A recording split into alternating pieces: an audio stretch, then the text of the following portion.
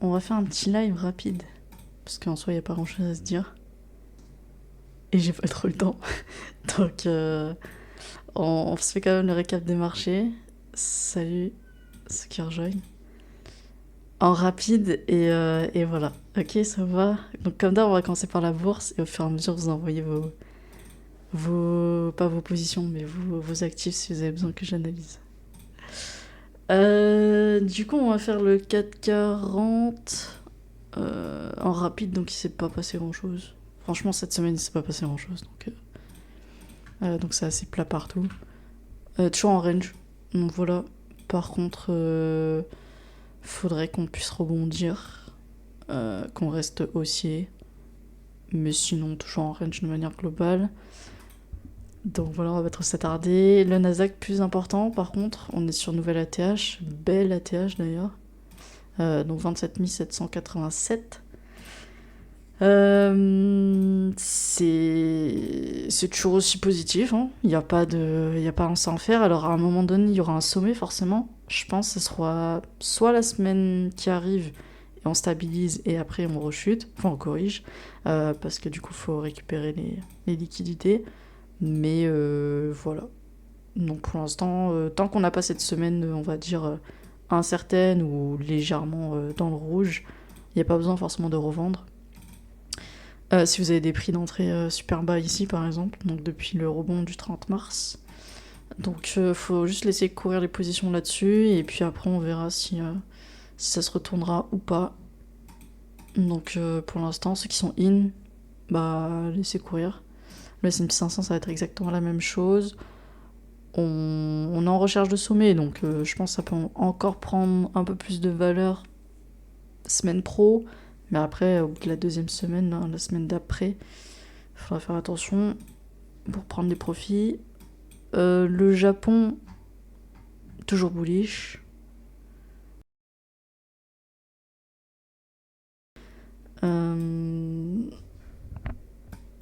Voilà, c'est tout. Il n'y a rien d'autre à dire. Par contre, on a des divergences qui se créent évidemment, vu les montées qu'on s'est prises. Ça m'étonne pas que. Voilà, on est vraiment sur des recherches de top. Vraiment le top de marché là-dessus, surtout dans ce grand cycle ici. Donc attention, marché japonais. Juste ça. Prenez des profits si vous avez des positions. Je sais pas si on m'entend bien, je pense que oui. Mais le micro il grésille un peu. Ensuite, il y avait quoi d'autre? Chine. Pour moi, c'est toujours bull, même si ça a plus de mal. À voir. À voir. De toute façon, mon fils est toujours aussi bullish. Donc ça va être tranquille. Alors peut-être que ça peut partir en range. Ça peut prendre un peu plus de temps que prévu. Mais les targets finales, c'est toujours les mêmes. 8000 points. Donc voilà. Après, c'est pas forcément un marché que j'apprécie beaucoup. Mais bon. Si vous investissez dans les trucs chinois, pourquoi pas. Voilà, moi c'est surtout le Japon et Nasdaq qui m'intéresse le plus, perso. Après, de ce que vous m'avez donné dans votre liste, qui s'est vachement réduite d'ailleurs, chez certaines, je crois que j'ai été alertée pendant cette semaine. Je crois GNO, notamment, hier, qui a fait 50%, un truc comme ça. On verra après en crypto. Du coup, on avait Microsoft, donc on est sur un retracement, donc on va gentiment attendre le retracement qui s'est effectué en plus cette semaine. On va voir si on a des entrées, mais je pense pas encore. Pas encore. Il faut juste patienter un petit peu. L'idéal, ça serait qu'on revienne vraiment bien travailler cette zone et qu'après on puisse repartir. Voilà. Sinon, c'est qu'on aura trouvé tout simplement notre range ici. Et il faudra patienter. Mais pour l'instant, on va attendre un petit peu. Ils ont fait une énorme poussée Microsoft, donc derrière, faut corriger un petit peu. L'Oréal, ça fait rien, comme d'hab. Ça range. Uber, on a dit que ça rentrait dans le range. Pas très intéressant. LVMH, bah il n'y a toujours pas d'acheteurs. Donc on est dans une zone où on est censé acheter. Pas d'acheteurs. C'est toujours aussi bearish en vue weekly. Donc ça sert à rien. Potentiellement, si ça retombe sous les 430, là on pourra commencer peut-être à s'intéresser. SEDG. Salut tous ceux qui rejoignent. Je fais le live en 2 speed. SEDG, bah, faut juste que ça rebondisse. Pour l'instant, il n'y a pas de rebond. On attend. Mettez-vous une alerte, hein. C'est aussi simple que ça. Tac. L'alerte, elle est à peu près ici. Vers les 50. Vers les 50 $. Et sinon, je regarde juste en daily. Ouais, c'est ça. Grosso modo, faut que ça repasse au-dessus des 49. SEDG, et après vous avez le go pour acheter. LHX, qu'on m'a proposé la semaine dernière. Donc on a dit que ça devait tomber dans les zones. Donc on attend que ça arrive dans la zone. Après en daily, on ira voir les news après. Mais je crois la semaine pro, il n'y a pas grand chose. On clôture aussi le Monthly, c'est vrai. J'ai oublié de regarder. On va regarder le Monthly. Le weekly ici, on est bearish. Le daily est pareil. Il faut juste attendre que cet actif se stabilise dans cette zone. Tout simplement. Ça prend du temps. On est en bourse. AMD, yes. On va ajouter ça. C'est quoi ça? Voilà, bah déjà très bullish. Je vais te la mettre dans la liste. Alors très bullish, extrêmement bullish même. Bah il est parti, hein. Il est parti. Tiens, juste pour vous montrer. Ok, hop. Vous voyez, ça c'est la zone de vente. Ça c'est le cas typique d'un investisseur qui sait utiliser les cycles de marché. C'est-à-dire que là on a un cycle, ok. Là fallait mettre votre Fibo, grosso modo, hein, comme ça. Et ensuite ça descendait dedans. Ici on avait retournement. Vous achetez ici. Vous avez une première zone de vente là. Je vais enlever ça. Première zone de vente ici. Et ça c'est la zone de vente en extension.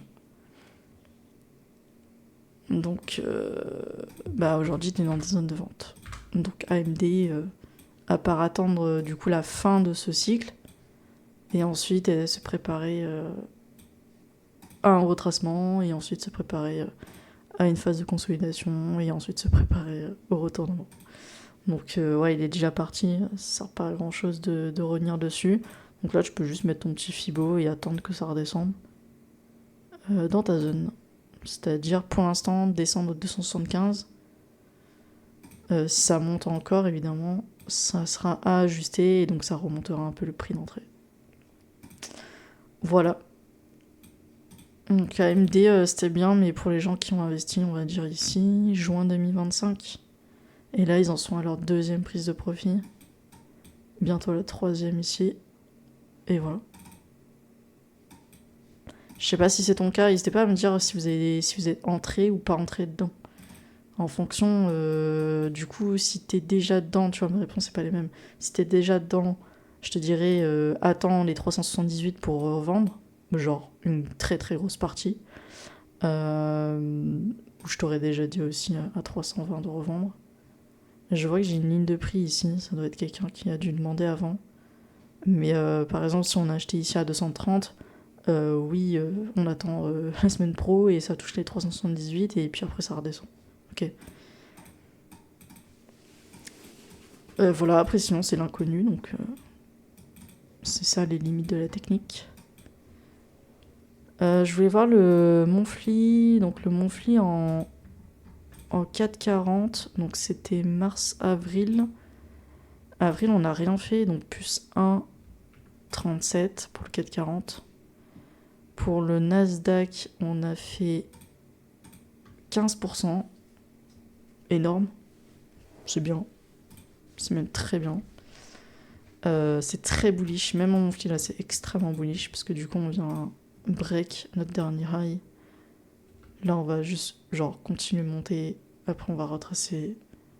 Après, on verra. Mais logiquement, si on veut continuer de monter, ce sera comme ça, comme ça. Donc ça, c'est extrêmement positif. S&P 500, pareil. Total, ok. Si t'as investi, donne le prix d'entrée auquel tu es entré. Ça, on peut voir si t'es bien rentré. Le Japon, Monthly, très bullish. J'aime beaucoup l'angle vente ici. Un peu timide, mais plutôt bullish, donc c'est bien. Et la Chine, on l'a vu tout à l'heure, c'est bullish aussi. Donc ouais, globalement, dans les marchés financiers traditionnels, là, en bourse, tout est boule, sauf 440. Sans grande surprise. Alors, Total Energy. Du coup, on va regarder Monthly aussi. Monthly, ça n'a pas fait grand-chose. Ça allait chercher une liquidité en bas. Sinon, il est bullish depuis un certain temps. Hop. Typiquement là, depuis 3 mois. Faire attention, je pense que c'était peut-être sur un pic. Puisque après là, t'es sur la tâche, donc je saurais pas trop dire. On va regarder ça en plus en détail. Weekly, ça reste boule. À mon avis, il y a moyen qu'on refasse un nouvel ATH qu'après on chute. Donc c'est les 81. Je serais toi, je prendrais des profits justement. On va mécher sur les 81. Et enfin, ça dépend le prix d'entrée. 54. Ouais, c'est bon. 54, c'est une très belle entrée. Du coup, t'es rentré dans consolidation et t'as juste profité de l'expansion. Dans ce genre de cas de figure, c'est très simple. Tu vas en weekly. Hop. On va prendre la dernière descente. On va te mettre l'extension de vente. Extension de vente. Ouais, bah c'est ça. Tu peux aller atteindre les 84. Pour éviter de chiffre rond, tu peux taper les 83, 83,5. Mais après, à mon avis, ça va se faire rejeter. C'est un peu trop pentu. Et on est en surachat. Donc je serais toi, je prendrais des profits quand on aura repassé la barre des 81, 82.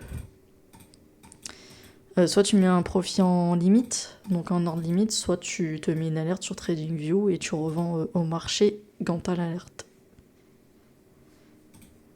L'avantage, c'est que t'es pas sur un marché qui ouvre la nuit, donc t'auras l'alerte pendant la journée. Voilà, ça c'est total. Autre chose ?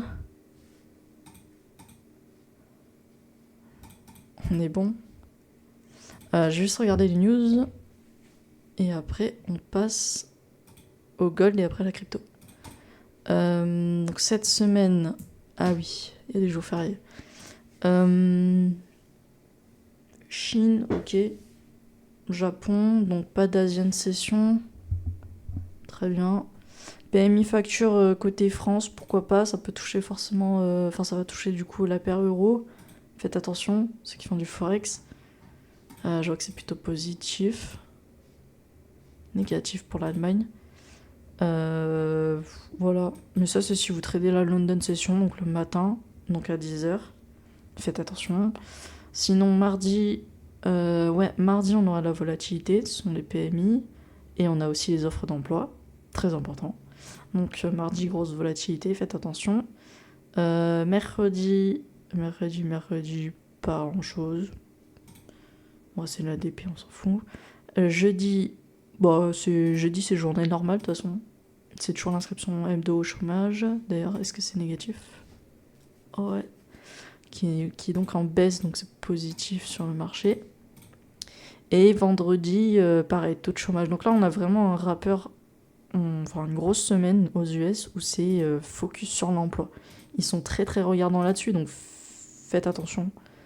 Dès que c'est mauvais, les chiffres, ça peut fouetter sur le marché. Donc faites attention à ça. Du coup, regardez bien les horaires, 14h30, 16h30, 16h. Mais il y aura pas mal de volatilité.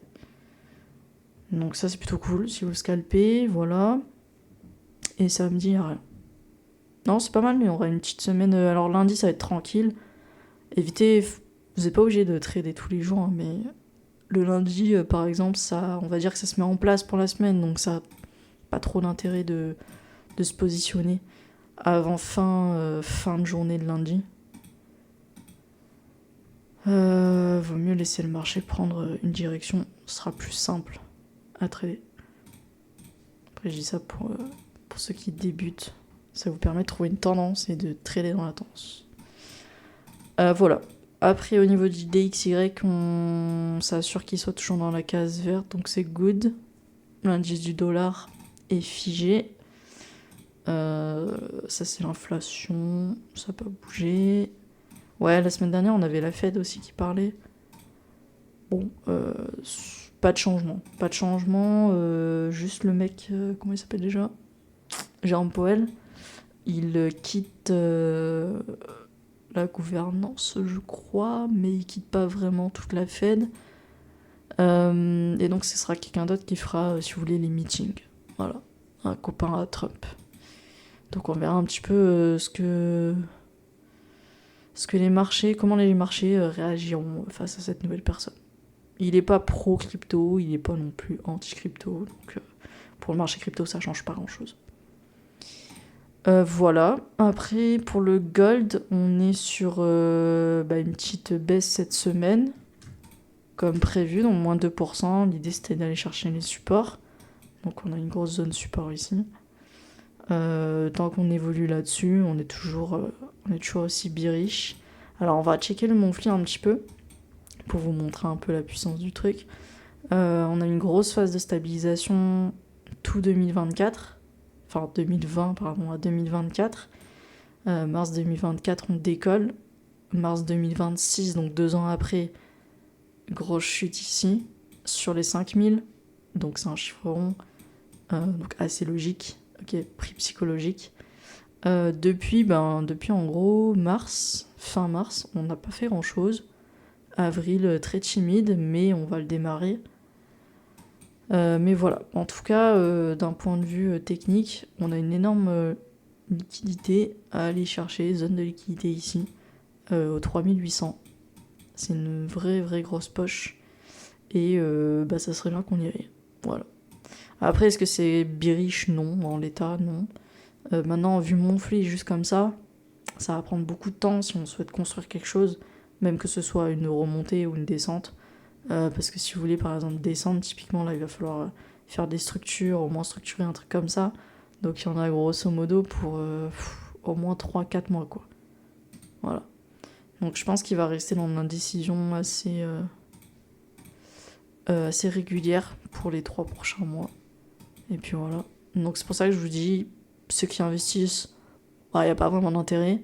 Maintenant ceux qui le trade à court terme, ouais là il y a de l'intérêt. De toute façon quand il y a des ranges en HTF, ça profite forcément à quelqu'un et ces personnes-là sont des scalpers. Donc j'ai toujours le même discours. Il vaut mieux scalper un gold que faire de l'intraday ou des swings dessus. Voilà, surtout qu'il est très assujetti à pas mal de news. News que vous avez d'ailleurs notamment sur TradingView. Ici vous avez le PMI, les JOLTS, donc c'est les jobs, tout ce qu'on a vu là précédemment. Voilà. Ok, le pétrole, bof, il a pas trop bougé. On était sur un rebond, je crois, la dernière fois, en daily. À voir ce que ça propose. Pour l'instant, c'est très calme. Alors, j'ai vu qu'ils allaient reporter de 1 mois pour revoir la réouverture du Détroit. Comme je vous ai dit, les prochains mois, je vous ai dit ça sur Telegram, ça va être très compliqué. Enfin, pas très compliqué, mais si vous suivez pas assidûment vos graphiques, que vous savez vous adapter à chaque situation, etc., comme va y avoir beaucoup de changements là en mai, en juin et tout ça, ça va être assez compliqué. Donc soit vous prenez la décision d'attendre et de pas faire grand chose en termes d'investissement, parce qu'aujourd'hui on est vraiment dans l'incertitude pure et dure. Encore il y a 2 mois de ça, il y avait une sorte de guerre, on voyait un petit peu qui allait gagner, etc. Là pour l'instant c'est comme si on avait tout remis à zéro, donc c'est un peu au point mort. Donc faut juste patienter, ceux qui veulent investir. Maintenant ceux qui tradent, ça va être très piégeur sur le mois de mai et juin je pense, mais au moins sur le mois de mai. Voilà. On ira voir tout ça sur le BTC également. Voilà, et après le silver, franchement j'ai plus envie de l'analyser. C'est un peu comme le gold, donc il va suivre son grand frère. Voilà. Je vais pas trop m'attarder dessus. On va faire les cryptos et puis on sera bon. On va juste regarder si on a des petits sous qui sont rentrés. Pas du tout. On a même perdu, je pense. Ouais, 13 milliards. 13 millions, 13 milliards. Bon, on n'a pas perdu grand-chose, mais on n'a pas non plus de rentrée d'argent. Donc ça veut dire que ça intéresse toujours pas les personnes extérieures, ce marché-là. Niveau BTC dominance, on a 60-92. Bientôt 61%. C'est beaucoup. J'ai vu que certaines personnes avaient des altcoins qui pumpaient. Pourquoi pas? Je pense qu'elles sont liées du coup à BTC ou autre.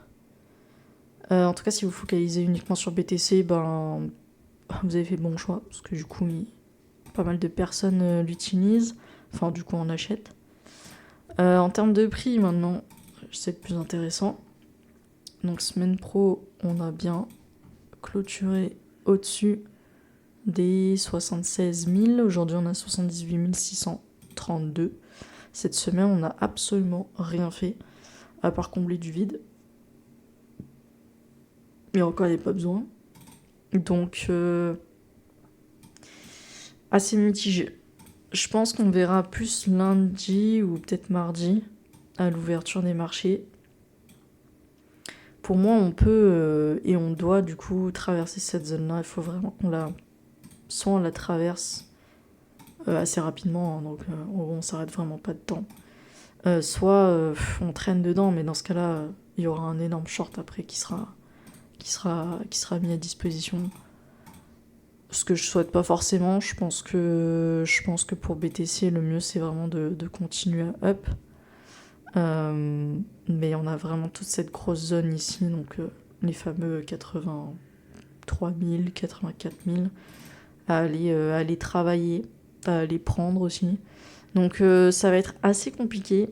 Encore là, depuis le 7 avril, c'était assez simple la direction, depuis qu'on avait break ça, quoi, et qu'on était reparti. Là, on avait une direction nette et claire. Cette semaine, on n'a pas fait grand-chose. On a été même mis en défaut le daily, qui devait repasser bearish et tout ça. Mais on voit quand même que ça reste quand même assez strong sur du weekly. À voir. Là, de toute manière, vous le savez, hein, après une semaine d'indécision comme ça, derrière, ça va faire une explosion. Ou une re-indécision.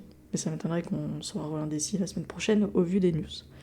Donc, il y aura une poussée. Il y aura une poussée la semaine pro. Je pense soit mardi, soit mercredi, au vu des news, du calendrier. Après, ça peut être en fonction de Trump aussi. Mais pour moi, ça sera un push. Ça sera un push là-haut. Juste pour aller récupérer des liquidités à 83 000, 84 000. Donc en gros, ça fait un push de 5%. Ouais, 5-6%. Ouais, 6%. Un petit push de 6%. Voilà. Donc ça, c'est pour ceux qui ont une vision un peu long terme. Pour le daily, on verra demain. On verra demain, parce qu'ici, il y a pas mal de liquidités à choper. Il y a moyen qu'on puisse corriger et ensuite repartir. Ça serait vraiment le scénario le plus propre. Donc lundi matin ou lundi cette nuit, on prend les liquidités, ou même ce soir, on prend les liquidités, on corrige légèrement et après on réimpulse. Je pense qu'on a besoin de ça pour pouvoir travailler la zone là-haut. Sinon on n'a pas assez de... Déjà qu'on n'a pas de rentrée d'argent sur le marché. Si on commence à se battre avec les 3 centimes sur le marché, on va pas aller loin. Voilà, et après le H4, je vais pas trop m'attarder dessus. Je crois aujourd'hui on a rien fait aujourd'hui. C'était plutôt samedi, non c'était vendredi. Vendredi on a eu un super push. On a fait 2,79%. Du coup on a réinversé la tendance. Du coup on est boule. Alors peut-être pas en daily, mais au moins le H4 et le H1 et tout ça seront assez bullish pour la suite. Donc voilà. Voilà pour les 3 prochains jours on va dire. Sur BTC, est-ce qu'on est bullish en Monthly? Bah tiens, on va aller voir le Monthly. Le Monthly, il est bien de toute façon, parce que du coup, là, on a trouvé notre creux. L'objectif, ça va être de monter, et malheureusement, on a encore cette zone ici dans laquelle on peut se reverse. Donc, c'est pour ça que je vous dis, mois de mai, c'est... si vous êtes bon en trading, vous arrivez... notamment du coup à suivre le mouvement qu'on va faire là-dedans, Si avec un peu de chance vous restez en long et que ça casse, pas tant mieux. Mais sinon, il faudra faire attention du coup à cette zone. Et c'est là où on verra les bons traders, c'est voir s'il y a retournement ou pas. Ça se verra en daily ou H4, je pense. Donc voilà. En tout cas, mon flip, on est toujours bearish. Ça, c'est une certitude, parce qu'on a cassé ça. Donc là, on est juste en recherche de creux, de sommet. Donc, franchement, il y a juste à mettre votre petit Fibo. Mettez à minima les 0,5. Grosso modo, on peut monter jusque là-haut et toujours rester bearish. Donc tant qu'on est en dessous des 93 148, on est toujours bearish long terme sur le BTC. Maintenant, je pense que c'est pas dans sa philosophie d'être sur une pente bearish quand même. Je pense qu'il a assez chuté pour rechuter après derrière. Il a fait moins 52%. Donc voilà, donc à voir. Là c'est vraiment step by step. Mais on va avoir, je pense, un monthly de mai, donc un mois de mai, plutôt positif, histoire de remonter à 83 000, 84 000. Après on verra en juin. Sachant qu'après on attaque l'été, moins de personnes sur le marché, etc. etc. Faut s'adapter. Voilà, ça c'est les directives sur BTC. Ether, ça va être... Est-ce que ça va être la même chose? Attends, ça je vais enlever. Moi je suis moins fan de Ether. Alors, Ether pareil, il peut monter là. 2006, 2007. Grand max, après on verra. Moi j'aime pas le weekly, parce que le weekly il est toujours rien cassé. Il est pas assez bullish. Pour moi il est pas assez bullish. Mais il pourrait l'être semaine pro. Si on impulse fort. Et nous ramener du coup sur les 2006. Ça pourrait être intéressant. Je sais pas s'il y a un petit trade à prendre. Je pense. À voir, mais au pire j'enverrai un message sur Telegram. À voir comment ça ce qu'on fait là d'ici. Parce que là il est trop tôt, il est 18h30. Mais à voir ce qu'on fait genre vers 22h, 23h. Sinon ça sera cette nuit que ça va bouger. Mais là en l'état, ça fait pas grand chose. C'est très plat.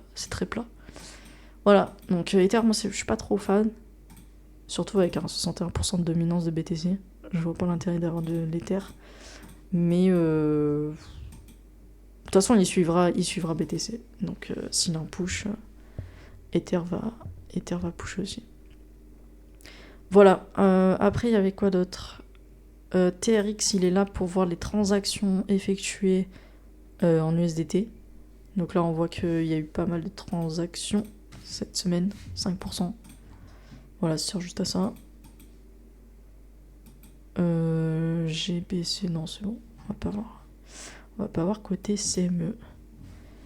Voilà, sinon vous aviez des trucs dans votre liste il me semble. Donc il y avait GNO.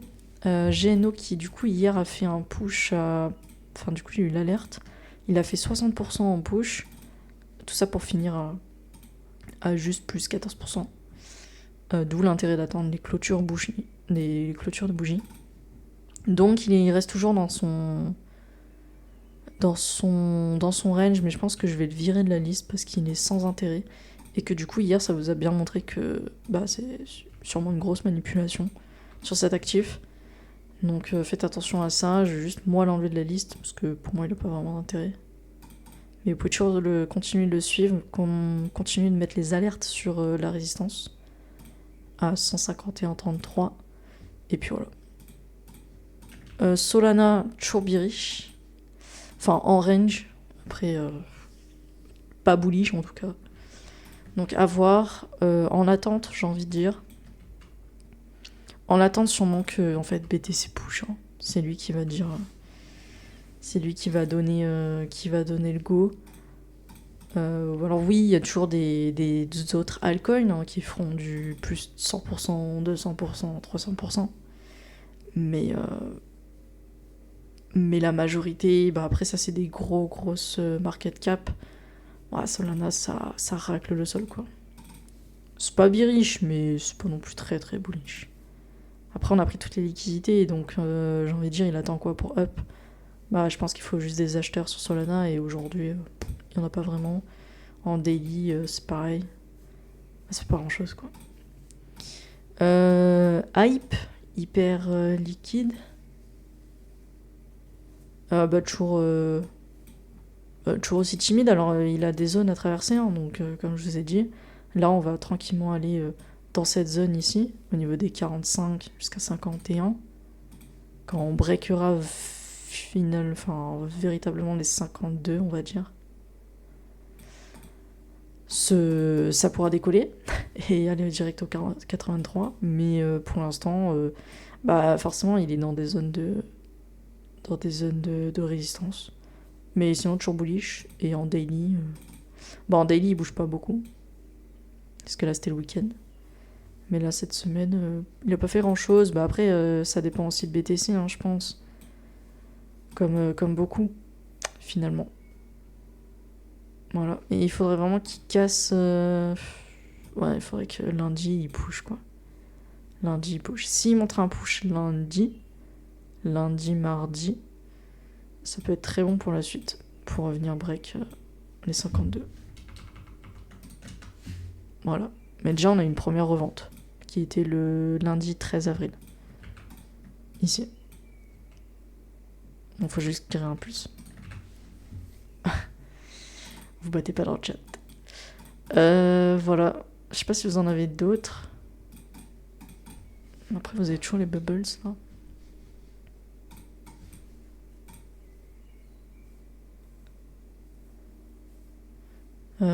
Attendez, je cherche le site. Site de mes petites bubbles. Pareil, je suis plus trop les narratifs et tout. Ah bah, je vois que Rio a pris 200%, génial. Après un moins, je sais combien. C'est peut-être intéressant. On va juste regarder ça. Ouais, génial. Je crois qu'il y a des gens, ils avaient acheté à 2 le Rio. Moins 97%. Ouais, bah écoutez, facile de faire du 200% quand on démarre tout en bas. Mais ouais, vous voyez, il y a eu pas mal de, j'ai envie de dire, de gros rebonds. Ou d'anomalies, j'en sais rien. Faut les regarder une par une. Je regarde juste en fait ce que c'est, grosso modo. Ça, c'est un shitcoin. Troll, c'est un shitcoin. Je vois que les shitcoins, ça marche toujours aussi bien. Rio, pour info, c'était du coup un RWA, là, les Reward Assets. Évidemment, c'est un investir sur Rio maintenant. Mais au moins... Après, il y avait un trade à prendre. Enfin, là, c'est du daily. Si on se focus juste sur ça, après, ici, on vient donc inverser la tendance là-dessus. Vous foutez votre Fibo. Et ici, vous aviez potentiellement une entrée à aller chercher. Hein. Vous n'avez pas besoin de moi hein, pour faire ça. Hein. C'est toujours la même chose. Hein. Vous avez besoin de 2 outils. Vos yeux et un retracement de Fibo. Et ici, on avait go. Hein. Ici, c'était quoi? Mercredi, 22h. Clôture 22h. Du coup, ça fait 2h du matin. Mais grosso modo, ici, on avait un go. Voilà. Je peux trop m'attarder là-dessus. On peut en regarder un au pif si vous voulez. Je sais pas, je connais pas. Troll, on connaît.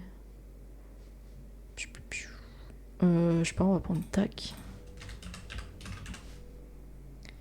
Tac rapidement. Ouais, non, pas ouf. Ok, c'est sur la continuité. Ouais, bah après vous pouvez faire ça, hein. Vous pouvez prendre ces crypto bubbles là. Regardez, je crois la semaine dernière, bon j'ai plus le nom, mais la semaine dernière on avait déjà fait un tour. Et il y en avait certaines justement qui étaient intéressantes parce qu'elles avaient, elles avaient push, mais elles avaient du coup inversé leur tendance très long terme. Ce qui nous permettait derrière après de partir en tendance haussière. Ça peut être intéressant d'aller voir ça. Même si, je sais pas, je dis n'importe quoi, mais par exemple Lab, bon après je pense que c'est une anomalie. Ouais. Ouais, c'est pas le bon exemple. RLS, pareil, je pense pas que ce soit le bon exemple. Moi aussi. Mais en gros, ici, par exemple, juste en daily, par exemple, le dernier push qu'il y a eu là mardi, il peut être intéressant parce que du coup, ça vous permet de dire qu'on a arrêté de chuter et qu'on va pouvoir potentiellement chercher ici, dans la zone actuelle, plus petit TF évidemment, une confirmation de reprise haussière. Voilà, c'est le genre de choses que vous pouvez faire assez facilement de votre côté. Mais il y a 1 milliard de paires différentes, donc si vous avez du temps à perdre, n'hésitez pas à aller là-dessus.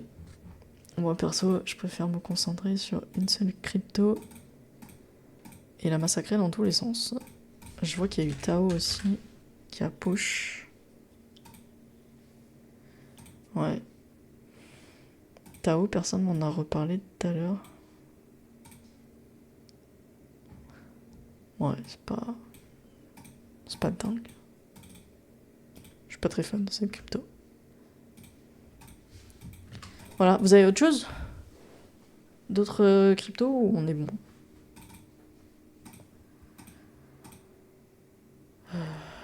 J'ai plus de 10 cryptos moi. J'ai que ça.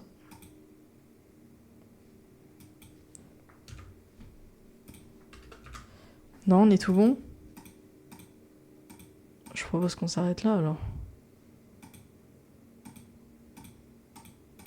Si pas d'autres questions. Je vous dis, hein, ça va être très calme et lundi aussi, je pense. Et après, on va avoir du mouvement. En fait, dites-vous, bon, je l'ai déjà dit sur Telegram, hein, mais ici, c'est l'entrée des shorts, 79 400, on va dire. 79 400, entrée des shorts. Donc on va re-rentrer dedans. Faites attention à vous quand vous allez trader. Moi, je serais plutôt côté short, mais après, vous faites ce que vous voulez. Après, ça se longue, hein. C'est pas parce qu'on est en grosse zone de short qu'il n'y a plus de longue. Forcément, faut longue parce qu'il faut bien monter dans cette zone. Ok. Mais principalement, ça sera la main au short. Et quand on la traversera, on repassera du coup en longue, ici, et après on ira chercher l'autre zone. Et ainsi de suite. Pour ça que là, comme il y a plusieurs zones de turbulence, on va dire, tout le mois de mai, ça va être que ça, c'est du yo-yo. Donc faut être préparé. Voilà, c'est tout ce que je peux vous dire en l'état actuel des choses. C'est bon pour vous, hein, on va s'arrêter là. Hein. C'était un live rapide, parce qu'il n'y a pas grand-chose à se dire. Donc on se retrouve semaine pro. Ça sera dimanche. Attendez, je regarde mon calendrier quand même. Semaine pro, c'est le 10 mai. Et là, on réattaque le... attendez, on est mois 6? Non, mois 5. On est déjà à 5 mois sur 12. Bientôt la moitié de l'année. Hein. Ça passe méga vite. Donc, j'espère que vous en profitez aussi. Que tout va bien pour vous. Et puis voilà. Du coup, on se laisse sur ça.